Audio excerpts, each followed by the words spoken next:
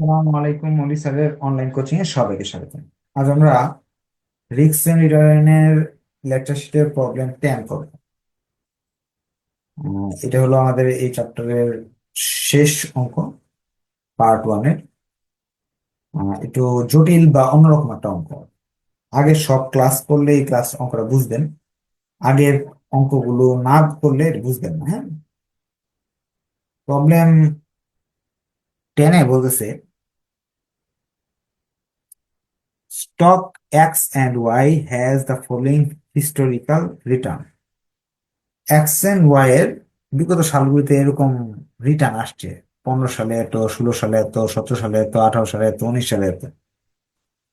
এই রিটার্ন গুলো বিগত সালে আসছে। আমরা এরকম অঙ্ক বইতে পাবো না বেশি একটা। আমি যা করাই দিছি প্রথমে, ধরেন প্রথম 4-5টা ক্লাসে যে ধরনের অঙ্ক করাই দিছি ওইগুলো সাধারণত পরীক্ষায় আসে। এই ধরনের ঝামেলাপূর্ণ অঙ্ক অনেক কম আসে। তবে যেহেতু নিয়মগুলো আছে শিখিয়ে দেওয়া হচ্ছে, যে প্রশ্ন কঠিন হয় এরকম আসতেও পারে। দুইটা সালের দেওয়া আছে, আমরা এটা দেখে বুঝে গেছি যে এটা আমাদের প্রবাবিলিটি নাই, সময়ের অঙ্ক।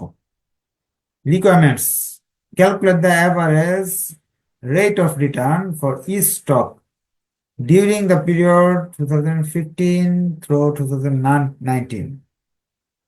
Assume the someone held a portfolio consisting of 50% stock A and 50% stock B.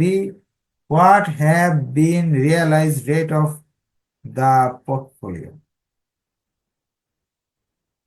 এই অঙ্কে দুইটা প্রশ্ন করছে। প্রথমে বলছে এভারেজ রেট অফ রিটার্ন, মানে ইয়ার বের করো। প্রথম প্রশ্নের উত্তর আপনি পেরে গেছেন। অনেকেই এই অঙ্কগুলো যখন আসে পরীক্ষায় প্রশ্ন পড়ার চেষ্টা করে না, এটা কিন্তু আপনি পেরে গেছেন। এভারেজ বের করা যে কথা, এক্সপেক্টেড রিটার্ন বের করা একই কথা। অঙ্ক না বুঝলে কোয়েশ্চেন করবেন। এখানে ইয়েগুলো একটু লিখে নিই, প্রশ্নের সংখ্যাগুলো লিখে নিই, তাহলে আপনি বুঝতে সুবিধা হবে। এক্স এর মান গুলো দেওয়া আছে -10 প্রথমে, পরে 18.5 দেওয়া আছে, পরে দেওয়া আছে 38.67 দেওয়া আছে, এরপর দেওয়া আছে 14.33 দেওয়া আছে, শুধু 33 দেওয়া আছে। ওয়াই এর মান গুলো দেওয়া আছে এরকম: -3, 21.29, 44.25, 3.67, 28.3।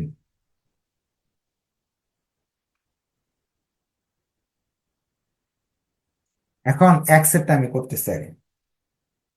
রিকোয়ার এতে ইয়ার এক্স, আমরা জানি এই সবগুলা যোগ করব, 5 দিয়ে ভাগ করলেই আমাদের অ্যাভারেজ বেরিয়ে আসবে।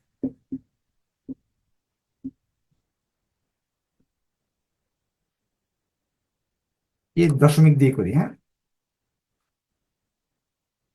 দশমিক -10, 0.18৫, 38.67।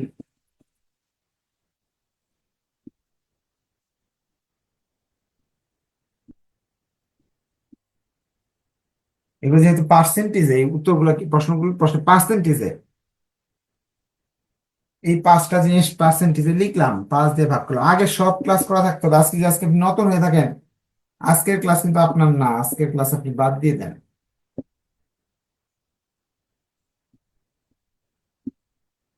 বুঝতে পারলে ওকে লিখেন, না বুঝতে পারলে বলেন বুঝে নাই।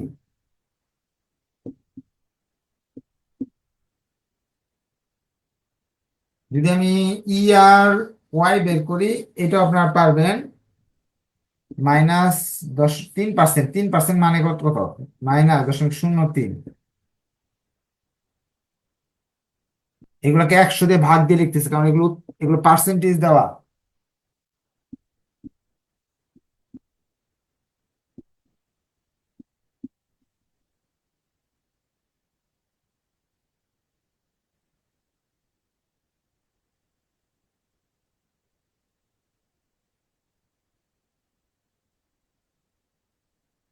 ই আর ওয়াই, ই আর ওয়াই এর মান কত আসে আপনার করছেন কি?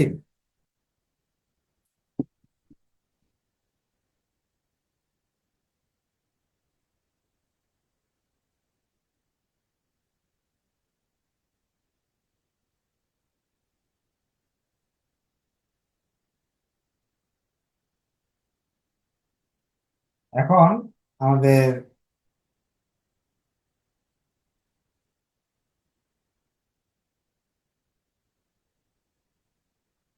বের করতে হবে ই আর পি। প্রশ্নে বলে দিচ্ছে দ্বিতীয় অংশে ই আর পি বের করো। দ্বিতীয় অংশে বলতেছে একটা স্টক 50%, অন্য স্টক হলো 50%।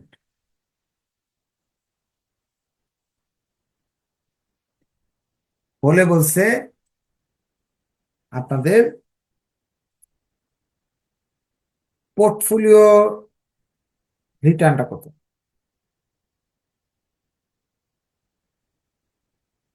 কিন্তু এই জায়গায় আমাদের এই লাইনটা আর একটু বুঝে নেই। তারা বলছে as when the Simon held a portfolio consisting 50% stock A and 50% stock B. A A হবে, এক্স হবে, একটা ওয়াই আর কি। যাই হোক, দুইটা শেয়ার আর কি। What would have been the realize rate of the portfolio in each year from 2015 to 2019? এই জিনিসটা অনেকেই ধরতে পারে না। এটা বলতেছে প্রতি সালের জন্য করতে বলতেছে। ই আর পি বের করবেন। ই আর এক্স গুণ ডাব্লিউ এক্স যোগ ই আর ওয়াই গুণ ডাব্লিউ ওয়াই। অর্থাৎ এটা ই আর বের হলো। এখন ডাব্লিউ তো আমরা জানি 50%। তাহলে প্রতি ইয়ারে এটা করতে হবে, প্রতি ইয়ারে করতে হবে, মানে ফর 2015, 15 সালের জন্য করবেন ই আর পি। 15 সালে এক্স এর মান -10 গুণ ডাব্লিউ এর মান 50 যোগ 15 সালে ওয়াই এর মান -3.50। সাইন্টিফিক ক্যালকুলেটরকে বলবেন, সাইন্টিফিক ক্যালকুলেটর সম্পূর্ণটা উঠাই দিবেন। সাইন্টিফিক ক্যালকুলেটর আপনাকে জানিয়ে দিবে এটার আনসার -0.065। এইভাবে 5টা বছরের পোর্টফোলিও করতে বলছে। আপনারা কি বুঝতে পারছেন? বুঝতে পারলে একটু ওকে লিখেন, না বুঝতে পারলে কোয়েশ্চেন করতে পারেন। এই অঙ্কটা যদি শীটে না থাকে কোনো সমস্যা নেই। এই শীটের আপডেট শীটের অঙ্ক, আপডেট শীট এখন পাবেন না, কয়েকদিন সময় লাগবে। কারণ এখনই যদি আপডেট শীট দিয়ে দেই, আপনারা তো ফার্স্ট ইয়ার থেকে ফাইনাল ইয়ার পর্যন্ত পড়তে পড়তে পড়তে অনেক এখন খুব দক্ষ হয়ে গেছেন, চুরি বিদ্যায় অনেক দক্ষ। একজন এক সাবজেক্টে পড়ে আর বাকিগুলা শীট গুলা যেভাবে হোক সংগ্রহ করে নেয়, নিয়ে আর প্রায় এটা পড়া লাগে না। পরবর্তীতে দেখা যায় ওই শীট টিট নিয়ে চেষ্টা মেষ্টা করে 5 সাবজেক্টে ফাইনাল ইয়ারে যায়, 5 সাবজেক্টের মাঝে 2 সাবজেক্টের মাঝে 3 সাবজেক্টের মাঝে পরে একটা, বাকিগুলো পড়ে না। পরবর্তী নিজেরই ক্ষতি হয়, দেখা যায় এক সাবজেক্টে ফেল করে ফেললে ইয়ার লস হয়ে যায়। বাসায় কয় 1,000 টাকা, কিন্তু ক্ষতি হয় অনেক টাকা। এই জন্য আপডেট শিটটা এখনো দিচ্ছি না। আপনারা যারা প্রাইভেট পড়বেন তারা তো আপডেট শিট গুলো ক্লাস আমি করাই দিয়েছি, আর কি আপডেট লাগে? আমি পরীক্ষার আগে আর শিট দিব আপনাদের। এই যেমন এই অঙ্কটা নাই, সমস্যা নেই, তো আপনি এটা স্ক্রিনশট নিয়ে আপাতত চালান নিজের প্রশ্নটা। প্রশ্ন লিখে নেন, আমি তো বোর্ডে লিখে নিছি।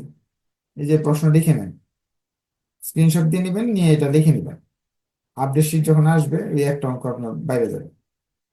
এগুলো কোনো বিষয় না, একটা দুটো অঙ্ক, এগুলো তো বইয়ের অঙ্ক দিছি, বানাইতে দিই না। আচ্ছা, এখন হয়ে গেল 2015। 2016 করতে গেলে 2016 লিখবেন, এখানে লিখে 16-র মান দুটাকে বসাবেন। একটা হলো 18, আর একটা হলো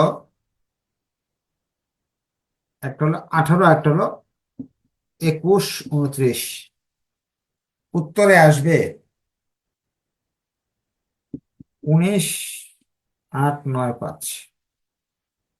তাহলে আমাদের 2015 সালের মানটা আসছে হলো মাইনাস এটা, 16 সালের মানটা আসলো এটা। 17 সাল আমি মুছে মুছে করতেছি, আপনি তো আর মুছতে পারবেন না, আপনাকে সবটাই করতে হবে। 17 সালেরটা আপনার আসতেছে, এগুলো ইউজ করতে হবে।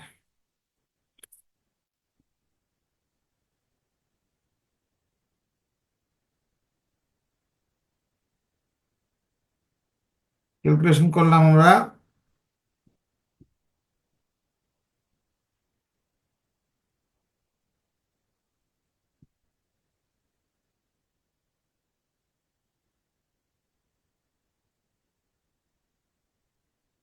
18 সালে করতে হবে।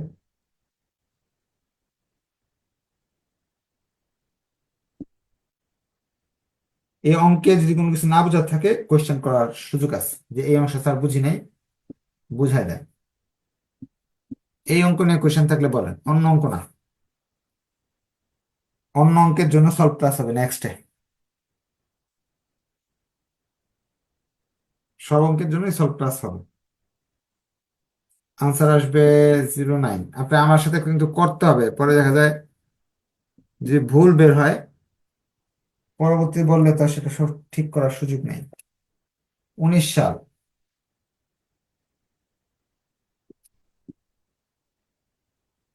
19 সালে তো এইগুলো আছে।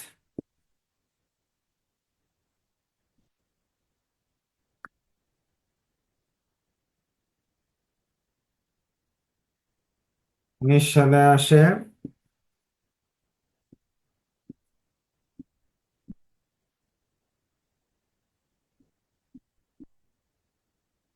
এক নাম্বার রিকোয়ারমেন্টটা বড় কিন্তু সহজ। অঙ্ক বড় কিন্তু সহজ। What would have been the average rate on the portfolio during the period? এখন তারা বলতেছে average rate of return portfolio. পোর্টফোলিওটা বের করো, সবগুলার গড় বের করো। তাহলে আমাদের যদি এটা বের করতে হয়, এই যে এটা আনসার,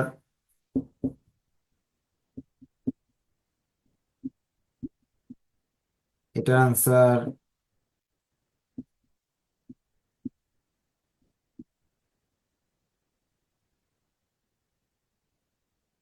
আপনি যদি আরেকটা কাজ করেন, এই সবগুলোকে যোগ করে 5 দিয়ে ভাগ করেন, তাও হবে।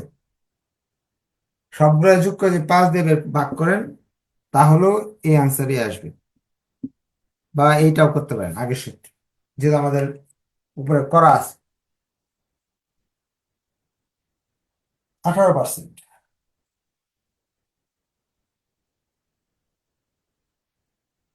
এরপরে আমরা চলে যাচ্ছি 2 number requirement.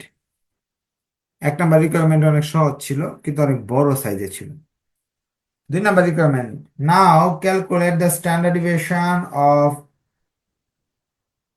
রিটার্n for each stock and for the portfolio. Correlation coefficient between A and B 0.90। SD বের করতে বলছে, এই এসডি কিন্তু আমরা পারি। এসডি বের করতে বলছে, 2 নাম্বার রিকোয়ারমেন্টে বলছে এসডি বের কর। এসডি যদি আমি বের করি বা সিগমা যদি বের করি, আর minus E R square by n-1।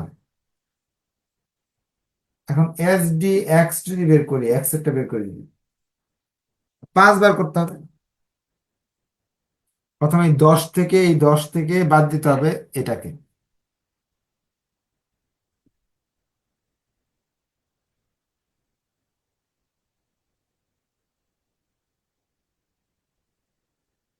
18 থেকে বাদ দিতে হবে এটাকে।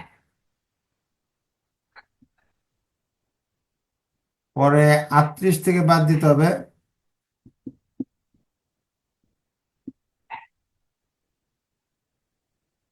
14 থেকে বাদ দিতে হবে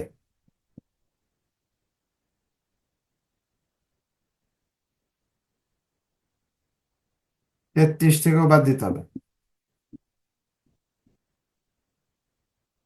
ভাগ দিতে হবে n হলো 5 - 1। ক্যালকুলেশনটা দেখালাম না, আপনারা তো এই অঙ্ক করছেন অনেকবার। আনসার আসবে 0.1901।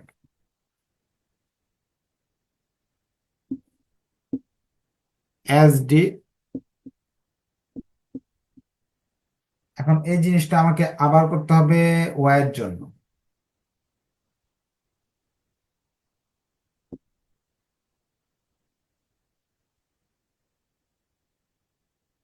-3 থেকে এটা বাদ দিতে হবে।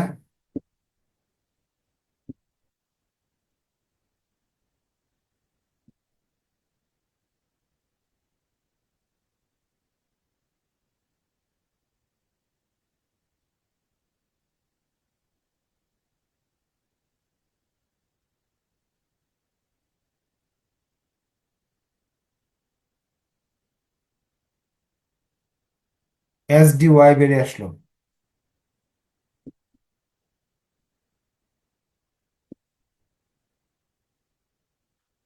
তার শুধু এটাই বলে নাই, standard deviation portfolio, standard deviation portfolio SDP বের করতে বলছে। আমরা তো এখানে সূত্রটা সহজেই শিখছিলাম, WX গুণ SDX যোগ WY গুণ SDY যোগ 2WX/WY ইন্টু কোভেরিয়েন্স XXY। এই সূত্র আমরা শিখছি। প্রশ্নে যদি কোভেরিয়েন্স না থাকে, তা কোভেরিয়েন্স বের করা যায় ইচ্ছা করলে। কিভাবে বের করা যায়? কোভেরিয়েন্স সমান সমান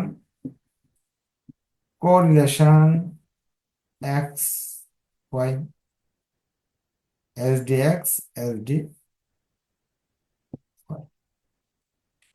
কোরিলেশন কোভেরিয়েন্স। কোভেরিয়েন্স বের করতে হলে কোভেরিয়েন্সের পরিবর্তে এটা এখানে চলে আসবে। কোভেরিয়েন্স সমান সমান কোরিলেশন ইন্টু SDX SDY। কোভেরিয়েন্সের সূত্র কি? এটা। কোভেরিয়েন্স অঙ্কে নাই, কোভেরিয়েন্স মুছে দিলাম। কোভেরিয়েন্সের পরিবর্তে কোরিলেশন SDX SDY। মনে রাখবেন, যদি কোরিলেশন দিয়ে অঙ্ক করতে হয় তাহলে এই যে দুইটা আনতে হবে, কারণ কোভেরিয়েন্সের মান লই যায় এটা। অনেকে এই সূত্রে কনফিউশন সৃষ্টি করে যে এক এক বইতে এক এক সূত্র, আসলে সূত্র ভুল নাই। কোরিলেশন থাকলে একরকম করতে হবে, কোভেরিয়েন্স থাকলে একরকম করতে হবে। ডাব্লিউ এর মান তো আমরা জানি, এসডি এর মান তো বের করে ফেলছি আমরা, WY এর মান জানি, SDY এর মান আমাদের জানা আছে। WA WB কোরিলেশনের মান কিন্তু প্রশ্নে দেওয়া 0.90। এই যে কোরিলেশন মান 0.90 দেওয়া আছে।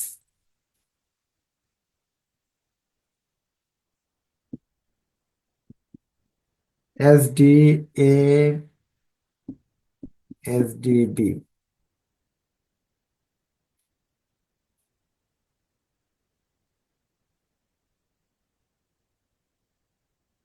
এখন আমাদের ক্যালকুলেশন করতে হবে, ক্যালকুলেশন করলে বেরিয়ে আসবে মান।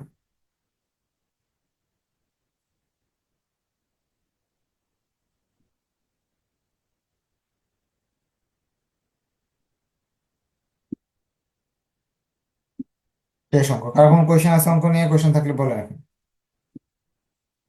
এই অঙ্ক নিয়ে যে কোনো কোয়েশ্চেন বলতে পারেন।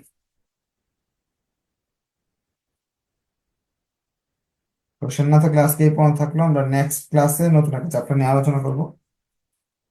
ধন্যবাদ সবাইকে, আসসালামু আলাইকুম। নেক্সট ক্লাসে ইনশাআল্লাহ দেখা হবে। আল্লাহ হাফিজ।